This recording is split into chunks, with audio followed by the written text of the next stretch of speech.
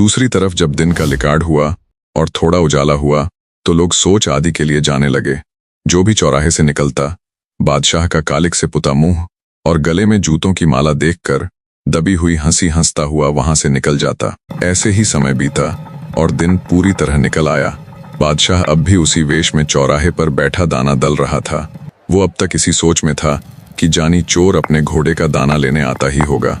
वहां से निकलने वाला हर राहगीर बादशाह की हालत देख मन ही मन हंसता, पर बादशाह होने के कारण किसी की हिम्मत भी नहीं पड़ रही थी कि वो उसकी हालत उसके आगे बयां कर सके। कुछ देर बाद बादशाह का मंत्री बादशाह के पास आया। बादशाह की हालत देख मंत्री को भी बड़ा कौतुक हुआ। बोला, बादशाह सलामत, ये आपने अपना क्या हाल बना रखा है। मुख पर कालिक और गले में जूतों की माला और ये फटे पुराने वस्त्र। हम कब से आपको तलाश रहे हैं। उधर जनाना महल में बहुत बड़ी घटना घट गई। मंत्री की बात सुन बादशाह बोला, कैसी घटना, क्या हुआ, जल्दी बताओ। तब मंत्री ने वहां का पूरा हाल बताया कि बादशाह सलामत। कोई जनाना महल में घुसकर वहां मौजूद सभी सैनिकों को घायल करके राजकुमारी महकदे को छुड़ा ले गया। मंत्री की बात सुन और अपनी हालत देख बादशाह को समझते देर ना लगी कि रात में जानी चोर ही बुढ़िया के वेश में उसे मिला था, जो उसे मूर्ख बना गया। उसे जानी चोर के उस धमकी भरे पत्र की बात भी याद आई कि बादशाह तेरा मुंह काला करके तेरे गले में जूतों की माला पहनाकर तुझसे स्वामण दाना दलवाऊंगा। सब कुछ साफ होने पर बादशाह मारे शर्म और गुस्से के वही माथा पकड़ कर बैठ जाता है।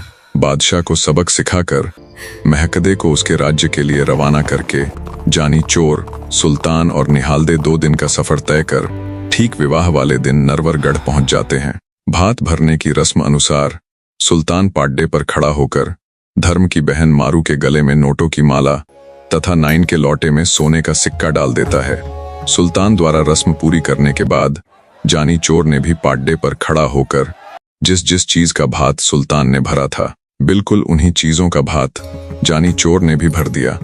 दरअसल जानी चोर ने भात में सुल्तान द्वारा ही दी गई चीजें चुराकर फिर से उन्हीं से भात भर दिया। अब चूंकि राजा का घर था, किसी चीज की कोई कमी नहीं थी, तो उन्हें नहीं पता चला कि किसने क्या दिया है।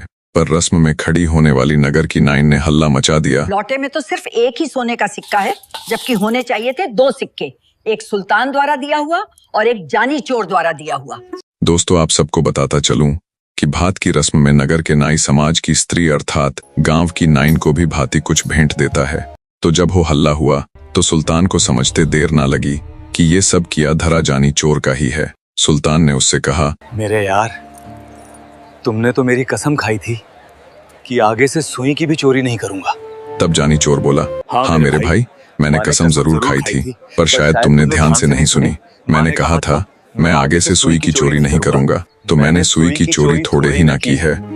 अब रस्म में लगने वाला सारा सामान मैं कहां से लाता भला। तो मैंने तुम्हारे दिए हुए सामान को ही चुराया और उसी से भात भर दिया। जानी चोर की शातिर बुद्धि देख सुल्तान उससे कहता है कि तुम नहीं सुधरने वाले यार। इस प्रकार अच्छे से मारू की बेटी की शादी करवाकर सुल्तान, जानी चोर और निहालदे राजा ढोला और रानी मारू से विदाई लेते हैं। महल से बाहर आने के बाद सुल्तान और जानी चोर भी एक दूसरे से गले मिलते हुए फिर मिलने का वायदा करके विदाई लेते हैं। अब जानी चोर अपने रास्ते चल पड़ा और सुल्तान निहालदे के साथ अपने रास्ते। अब चूंकि सुल्तान की देश निकाले की 12 वर्ष की अवधि भी कब की पूरी हो चुकी थी, तो सुल्तान निहालदे संग अपने नगर कीचकगढ़ की ओर चल पड़ता है। जब चलते चलते उन्हें शाम हो गई तो उन्होंने एक जंगल में डेरा डाल लिया। रात्रि के समय जब सुल्तान और निहालदे विश्राम कर रहे थे, तब सोती हुई निहालदे को एक सांप ने डस लिया, जिससे नींद में ही उसके प्राण निकल जाते हैं। जब सुबह हुई तो सुल्तान की नजर निहालदे के नीले पड़ चुके शरीर पर गई।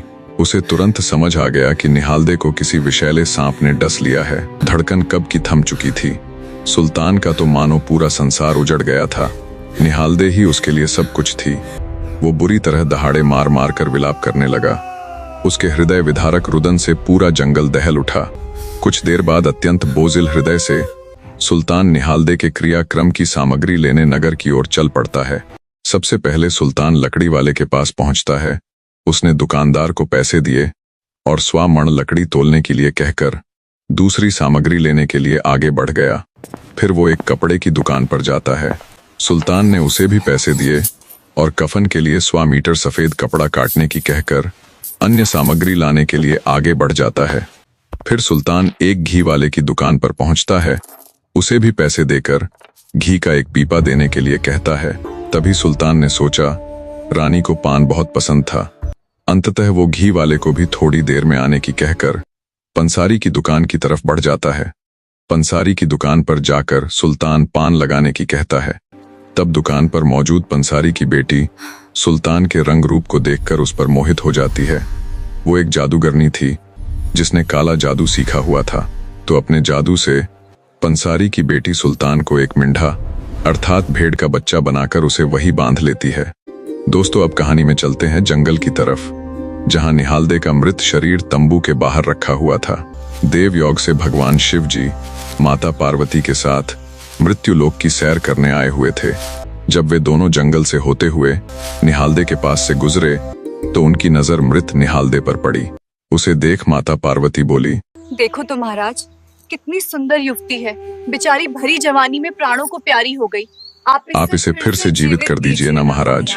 माता पार्वती की बात सुन भगवान शिव बोले, प्रिय, ये मृत्यु लोक है, यहाँ हर किसी को कुछ न कुछ दुखा, ऐसे तुम किस किस के दुखों को दूर करती चलोगी। भगवान शिव की बात सुन माता पार्वती बोली, मुझे कुछ नहीं पता महाराज, आप इस युवती को अभी जिंदा कर दीजिए। अंततः माता पार्वती के हठ के आगे महादेव जी को झुकना पड़ा और निहालदे के शरीर में फिर से जान फूंक दी। निहालदे तुरंत उठ बैठी। उसने देखा तो सुल्तान उसके पास नहीं है, बल्कि एक साधु और साध्वी वहां खड़े हैं। निहालदे भगवान शिव के गले पड़ गई और बोली, बता रे साधु, मेरा पति कहाँ है? नहीं तो तेरी दाढ़ी को उखाड़ फेंकूंगी। निहालदे की बात सुन भगवान शिव माता पार्वती से बोले, देख लिया इसे जीवित करने का नतीजा, अब ला कर दो इसे इसका पति भी। तब माता पार्वती निहालदे से बोली, पुत्री, मैं पार्वती और ये स्वयं महादेव जी हैं। हम मृत्यु लोक घूमने आए हुए थे। जब मैंने तुम्हें मृत देखा तो महादेव जी से जिद करके तुम्हें जिंदा करवा दिया। पर निहालदे को माता पार्वती की बातों पर यकीन नहीं हुआ। वो तो बस एक ही रट लगाए हुए थी कि मुझे मेरा पति वापस लाकर दो। निहालदे की जिद देख महादेव जी उससे बोले, ठीक है, एक बार अपने मुख पर हाथ फिराओ। निहालदे ने जैसे ही महादेव के कहे अनुसार अपने मुख पर हाथ फिराया तो महादेव और पार्वती वहां से गायब हो गए। तब निहालदे ने सोचा, वो साध्वी ठीक ही कह रही थी, वे दोनों तो साक्षात महादेव और पार्वती जी ही थे। ये जान निहालदे को अपने व्यवहार पर बड़ा दुख हुआ।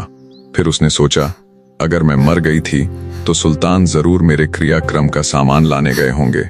दोस्तों, सुल्तान और निहालदे की शक्ल काफी हद तक मिलती जुलती थी, तो निहालदे ने सुल्तान के कपड़े पहनकर मर्दाना वेश धारण कर लिया और अपने पति की तलाश में नगर की ओर चल पड़ी। सबसे पहले वो लकड़ी की दुकान पर पहुंची। उसे देख दुकानदार बोला, भाई तुम लकड़ियों के पैसे दे के गए थे, तुम्हारी लकड़ियां तैयार हैं, ले जाओ। निहालदे बोली, ठीक है, आया थोड़ी देर में, कहकर आगे चल पड़ती है। सोचा यहाँ तक तो सब ठीक था। आगे जब वो कपड़े की दुकान पर पहुंची तो कपड़े वाले ने भी उससे वही कहा, भाई तुम पैसे दे के गए थे, तुम्हारा 100 मीटर सफेद कपड़ा तैयार है। कुछ देर में आने की कहकर निहालदे बाजार में और आगे गई। सोचा यहाँ तक भी सब ठीक था। जब वो घी वाले की दुकान पर पहुंचती है तो उसने भी वही बात दोहराई। निहालदे उसे भी थोड़ी देर में आने की कहकर आगे चल पड़ती है। सोचा यहाँ तक भी सब सही है, फिर और ऐसा क्या है। तभी उसे ध्यान आया कि मुझे पान बहुत पसंद है, सुल्तान अवश्य ही पान लेने के लिए पंसारी की दुकान पर गए होंगे। थोड़ी दूर चली तो उसे देखकर पंसारी की दुकान के बाहर बंधा मींढा उछल कूद करने लगा और गर्दन से इशारा करते हुए निहालदे को वापस लौट जाने को कहा। मींढे द्वारा बार बार इशारा किए जाने पर निहालदे को समझते देर ना लगी कि ये मींढा ही सुल्तान है, जिसे जादू से मींढा बनाया गया है। वो तुरंत वहीं से वापस लौट जाती है। चलते चलते उसके मन में यही सब चल रहा था कि कैसे अब वो अपने पति को उस जादूगरनी के चंगुल से छुड़ाए। विचारों की इन्हीं उधेड़बुन में खोई रानी निहालदे चली जा रही थी। थोड़ी दूर चली तो आगे लोगों की भीड़ लगी हुई थी। भीड़ का माजरा जानने जब वो भीड़ के बीच में से आगे गई तो उसे भी प्रतिभागी समझ हाथ में तलवार थमा दी गई। दरअसल वो भीड़ कोई सामान्य भीड़ नहीं थी।